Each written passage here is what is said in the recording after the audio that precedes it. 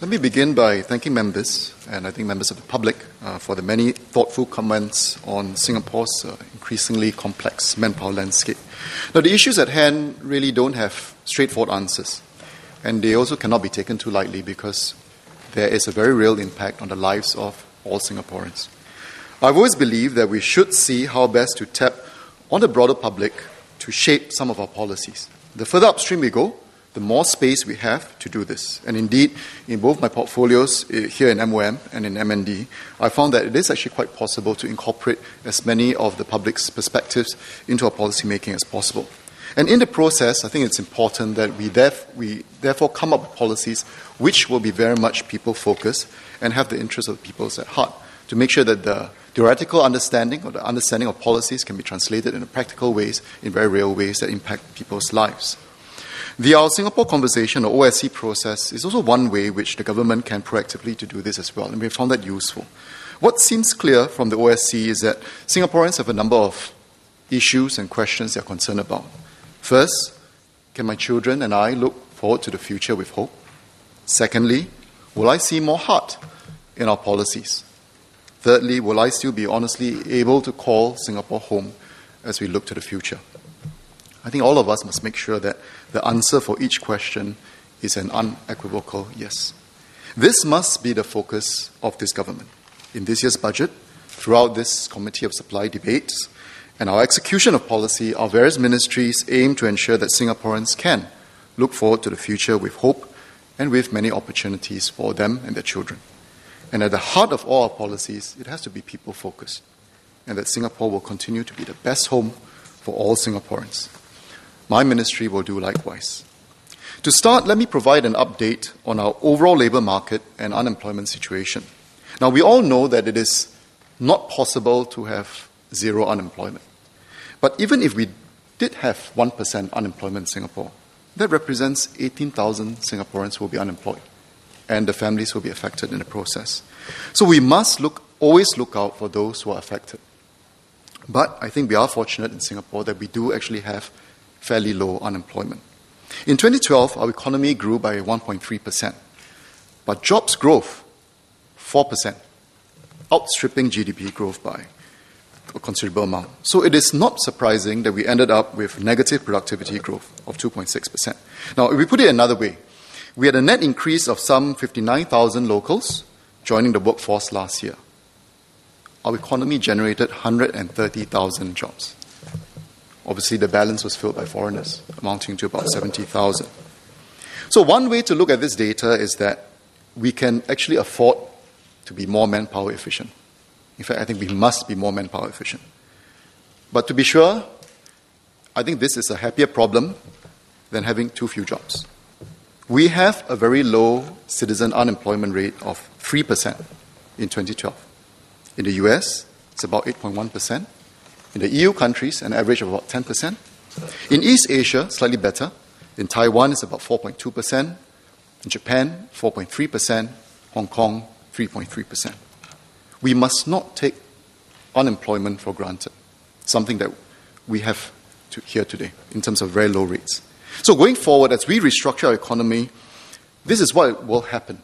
We will see higher frictional unemployment as Singaporeans transit from workplace to another, and even more difficult sometimes when they transit from one sector to another, which is why it is very important for us to pay attention to how to help all people who are unemployed transit from sector to sector especially.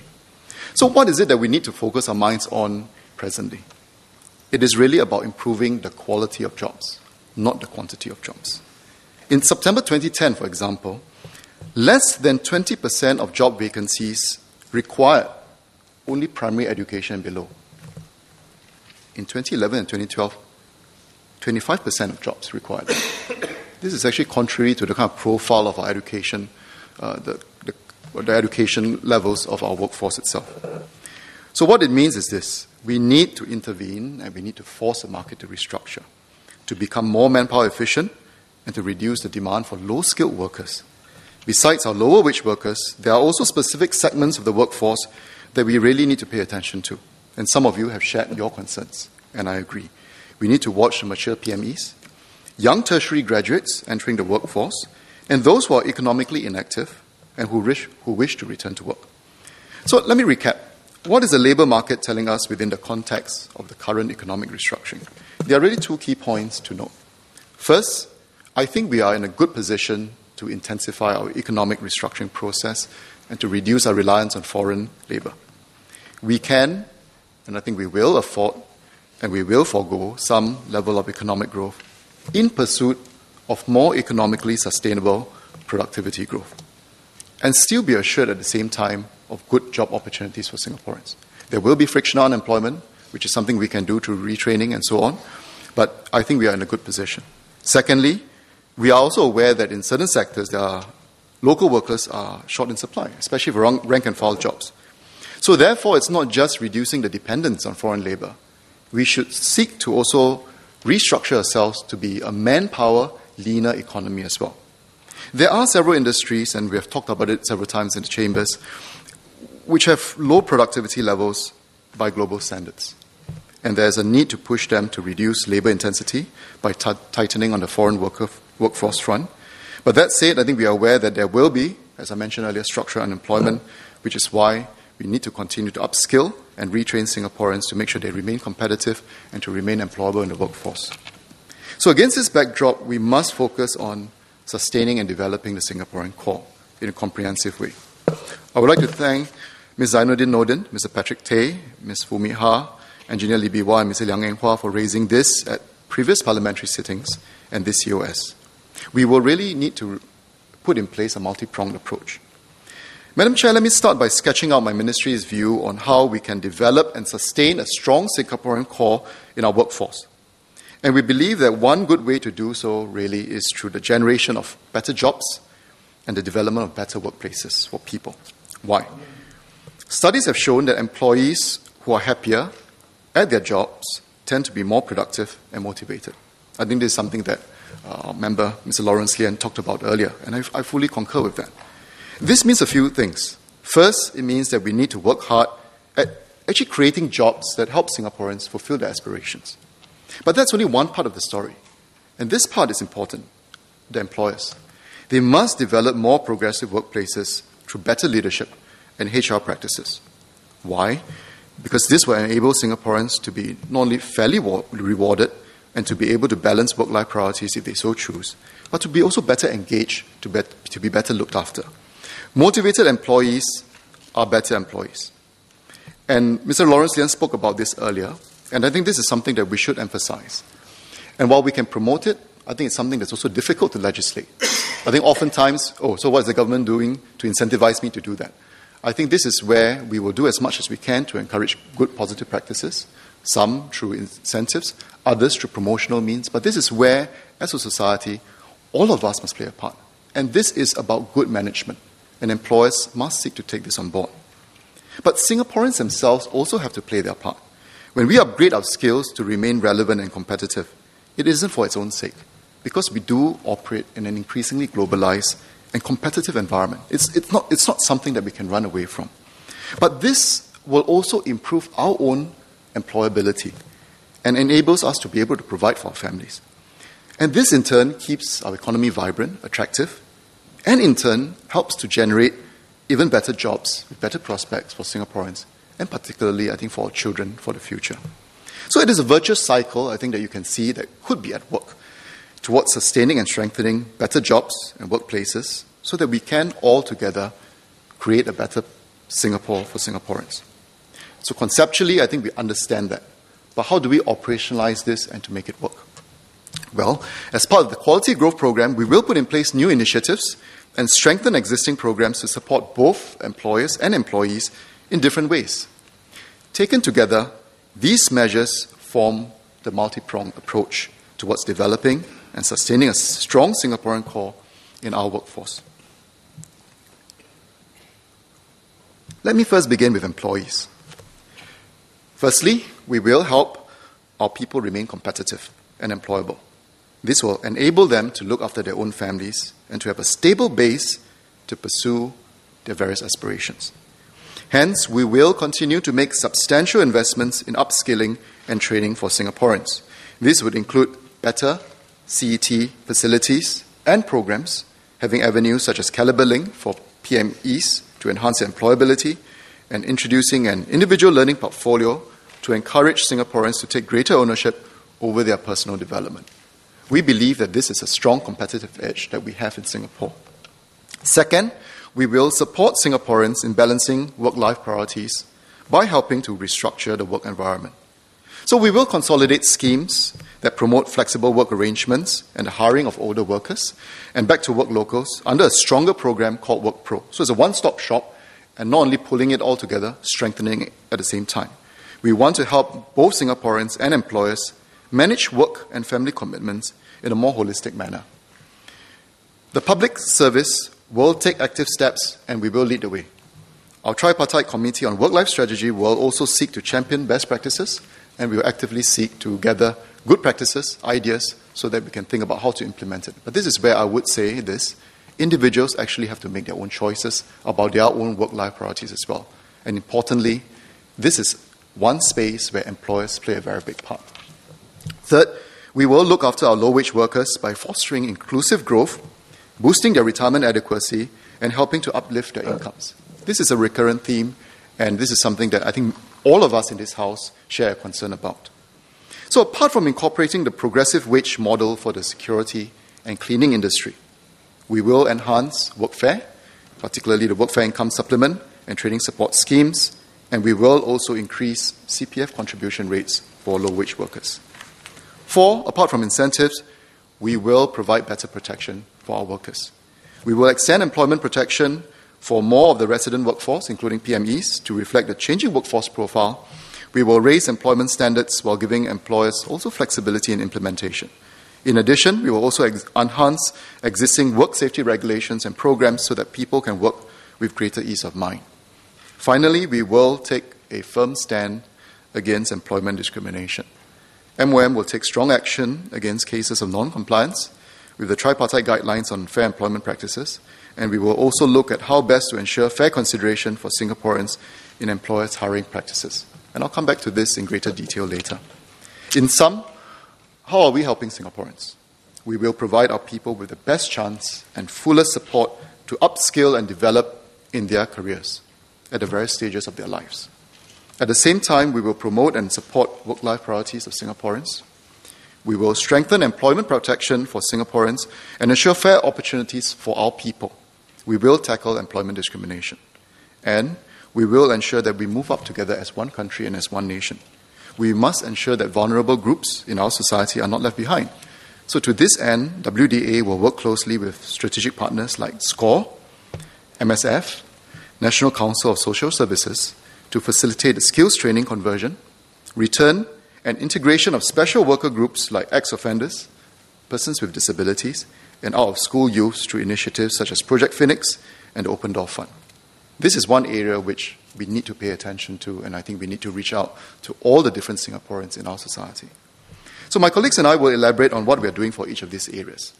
MOS Dr. Amy Kaur will elaborate on our strategy to develop a strong Singaporean core from the training and work-life perspective. SPS, Mr. Hawazi Daipi, will focus on how we are fostering greater inclusive growth and making workplaces healthier and safer. And I will elaborate later on how we are providing more workers with greater protection and our efforts to cultivate fair employment practices for Singaporeans thereafter. Now, Madam Chair, let me now turn to the other important stakeholder, our employers. Employers are important because many of them are Singaporeans themselves. They create jobs, they create opportunities for all Singaporeans. And they also help keep Singapore going in many ways. In this restructuring process, we know that it's very painful and it's extremely challenging. But make no mistake, we want our employers, especially our SMEs, to succeed.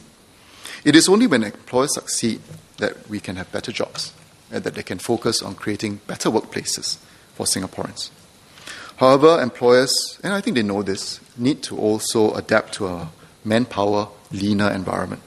And the government is fully committed to helping them along with this transition, especially SMEs. The government has set aside $5.9 billion to support companies through the Quality Growth Program. And this would include schemes we have talked about in this House, such as the Wage Credit Scheme, the Productivity and Innovation Credit Bonus, And as part of the program, MTI has also released plans to encourage SMEs to develop collaborative industry projects with $90 million made available. Taken together with other measures, it is a substantive effort that we're putting up. At this juncture, I'd like to reiterate two things. Firstly, foreign manpower tightening is an adaptive, not arbitrary process that evolves to raise the quality profile of our foreign workforce. As we know, we actually started tightening in 2010 after the government accepted the Economic Strategies Committee's recommendations. We have taken deliberate and progressive steps. Yes, it may seem like many steps before people begin to respond, but it was deliberate. And we try to keep it as progressive as possible to raise the quality profile of our foreign workforce and at the same time help businesses reduce their reliance on low-cost foreign labor. Second, ours is a targeted rather than a blunt one-size-fits-all approach to raise productivity levels of different sectors. For example, we actually do make a distinction between manufacturing and services sector. On the whole, actually the manufacturing sector has seen decent productivity growth. We have a tighter system on the services sector as we actually face more challenges on the productivity front, lower productivity and actually very high foreign worker dependence. But even within services, we actually look at it and retain some level of flexibility. For example, in healthcare, which is essential for the well-being of Singaporeans. Because it is our social responsibility to make sure that we cater, especially for the expanding needs of an aging population. In addition, we also treat construction, marine, and process differently, as these three sectors find it actually more difficult to attract locals, and construction serves important domestic needs. Now, the business community has been asking for greater clarity when the great workforce tightening exercise will end. Well, let me highlight the three factors that the government will be monitoring while we manage the pace of this tightening. Firstly, we are watching very closely the growth rate of our foreign workforce. We want to slow the growth of the foreign workforce significantly during this decade so that its proportion does not increase significantly beyond the 1/3 ratio that we adopted in 2010. Last year, our foreign workforce grew by about 67,000, excluding foreign domestic workers. This is still too large. We have tightened our policies to bring it down.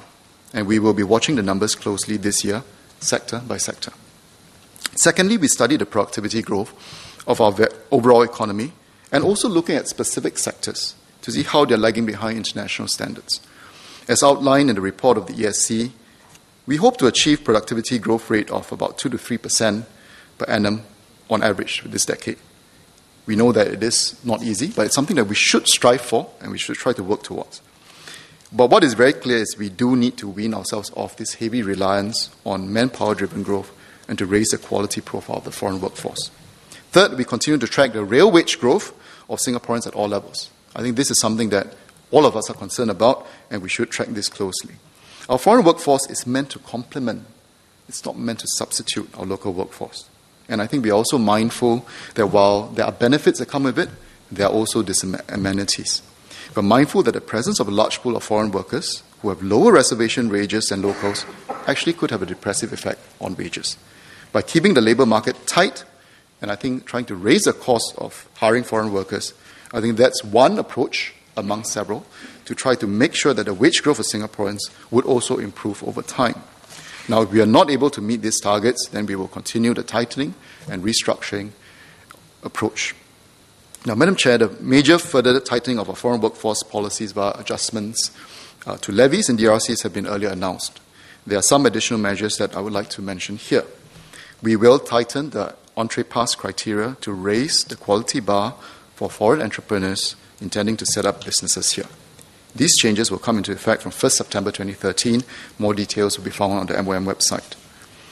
Now, for the services sector, there are measures to cut the DRC, or the dependency ratio ceiling, and increase levies, but it just represents one half of the policy. The aim is to increase productivity in this sector. The other half, and probably as equally important, is that we will allow services companies to more flexibly deploy their foreign workers and to encourage them at the same time to retain and train their experienced work permit holders. And we have received feedback from businesses about extending the jobs flexibility scheme to the rest of the services sector. I think it's the pilot run in the hotel industry has worked out rather well. And I think it's a good idea. We hear the calls and we agree that we should extend the jobs flexibility scheme for the rest of the services sector. So we will work, however, with SNAF and NTUC on a set of tripartite guidelines, because I think it's important to set out expectations, even as we allow for this flexibility, of how companies can utilize job flexibility in a responsible way, so that there's no exploitation of workers. And also at the same time to make sure with the productivity gains, to make sure that there's a fair sharing of these gains. And we will finalize the guidelines with NTUC and SNAF over the next few months and aim for this policy to be implemented on 1st July 2013.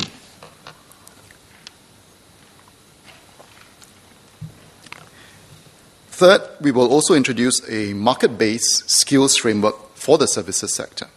What this means is that work permit holders who have worked in Singapore for 4 years or more and who earn at least $1,600 a month can qualify to become skilled work permit holders. So the new framework is to supplement the current skills pathway in the services sector. What this aims to do really is to encourage employers to retain their work permit holders, train them up so they're more skilled. Actually, they've also settled down in Singapore, more comfortable, more familiar with the environment. And I think this increases productivity. And in the process, they're also able to command higher salaries and be better workers. And this is important, rather than churning. And we all are aware of how certain sectors do practice churning, and that's through the EMFA measures. I'll be looking at clamping down on that. But I think it is in the company's interest to really look at upskilling their workers and keeping them here for as long as they can. So put together, the job flexibility scheme, the market-based skills framework, will actually also allow services companies to do more, to do better, and importantly, with fewer workers. And I urge Singaporeans that you also have a part to play, in particular to support businesses by adapting, I think, our consumer behavior and expectation, such as the returning of trays and perhaps for more self-service processes in some of these sectors. And that's something that we expect would happen, and I think Singaporeans can play a part in supporting that. Currently, a company also need to have a requisite number of full-time local workers under our DRC framework to qualify for foreign workers. Well, we want to ensure that the local workers are actually employed meaningfully, rather than being employed on token salaries, just to allow the employers access to foreign workers. So we had actually increased it from $650 to $850 last year, and we will now adopt a threshold of increasing it from $850 to $1,000. And this will take effect from July this year. I would like to thank Mr. Gan Tian Po and Mr. Teo Siong Seng for their thoughtful suggestions on how we can improve our foreign manpower policies further. I think we have been receiving many feedback, and this is something that we will continue to work with the different stakeholders, both the public and the companies as well, in our regular schemes review. It would not remain static. I would like also to acknowledge the concerns that many of you expressed, particularly Mr. David Ong, Ms. Tan Su-Shan, about the unintended consequences of our foreign manpower tightening in terms of potential delays to public project works and inflationary pressures. I think with every policies, there will always be various consequences. And this is something that we will have to watch carefully. So we are mindful of that, and we thank you for the reminder. Madam Chair, I would like to reiterate that our approach to moderating foreign manpower growth is adaptive and is meant to be flexible.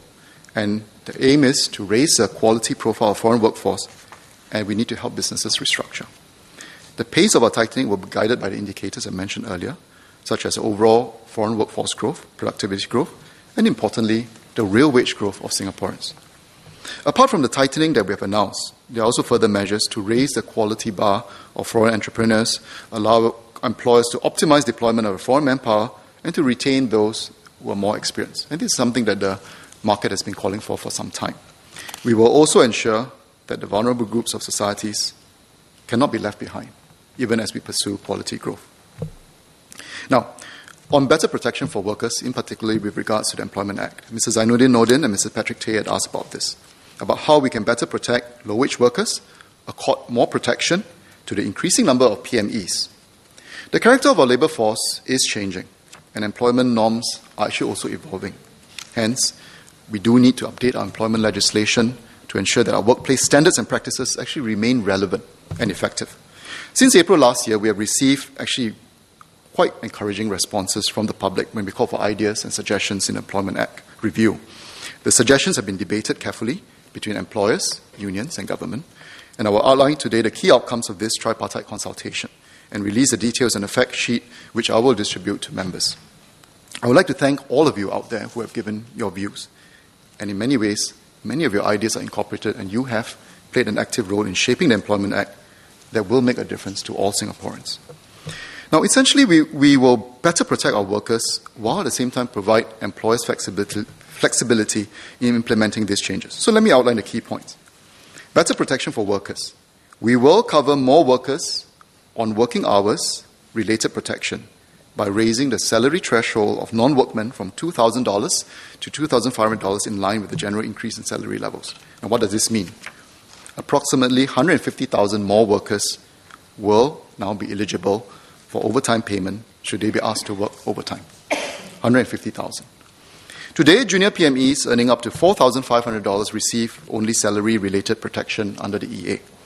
In view of the rising number of PME jobs in our economy, our laws should provide these same junior PMEs with employment protections beyond just basic salary claims. We have therefore decided to extend the general provisions of the EA, such as protection against unfair dismissal and sick leave benefits to these PMEs. And this will benefit approximately 300,000 PMEs. Taken together, about 450,000 or close to 500,000 workers would receive better protection with the changes that I just mentioned.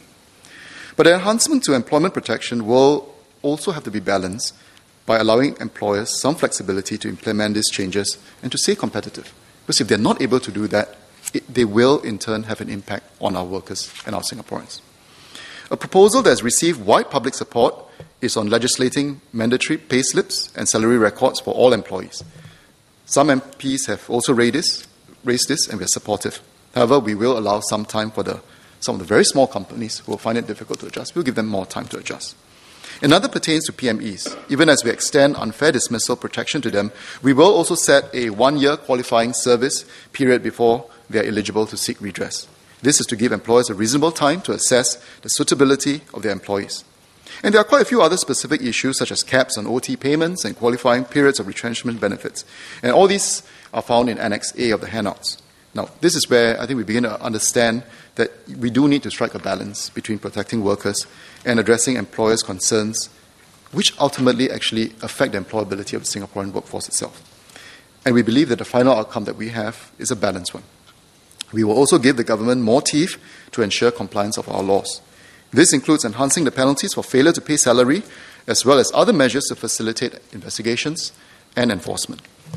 Mr. Patrick Tay also asked about the Industrial Relations Act. We share his view that the Act should be updated to reflect the changing workforce profile and workplace norms. We are in the process of discussing with our tripartite partners to review the Act. There were other issues that, while important, are inherently more tricky. One of the areas which I'm also very particularly concerned about is actually the employer-employee dispute resolution mechanisms for contractual disputes, many of which are actually non-statutory in nature. I receive many emails on a lot of these issues, which sometimes it's also difficult for me to move forward on. And I spoke about this recently, and this is something that we would explore to set up. A second area, which is echoed by Mr. Patrick Tay, and is something that is particularly important for us to watch out, is really in terms of workers in non-traditional work arrangements, especially contract workers, freelancers, and self-employed persons. Now, these are complex issues, and I think we realize that we do need actually more time to study and to deal with them. So we will look at it in phase 2 of the EA review that will begin later this year. Given a long history of, I think, trust, constructive engagement between the unions, employers, and the government, and I think that's what we have seen in the course of the EA review, I'm sure that we will be able to work out something that's practical and something that's useful, and so that we can move forward, so that it's not only just better for employees, it's better for employers, and ultimately, I think, better for Singapore. Madam Chair, I begin by observing that, from the OSC, and I think from many feedback that we receive from Singaporeans, that there are concerns that we have going forward. Can we provide hope and opportunities for the future? Can we ensure that our people must always remain at the heart of all our policies? Can we ensure that our people can feel proud to call Singaporean home? I believe we can. Employers, and this is where it's not just government, this is where all of us play a part. Employers should develop more progressive workplaces through better HR practices. And as I mentioned in many of our HR events and so on, it is not just the HR managers. This is the function and responsibility of leaders, the CEOs of the companies. And even as we encourage dedication and good performance, we should also try to enable Singaporeans at all levels to achieve work-life harmony as they so choose. Singaporeans, as individuals, all of us have to do our part as well.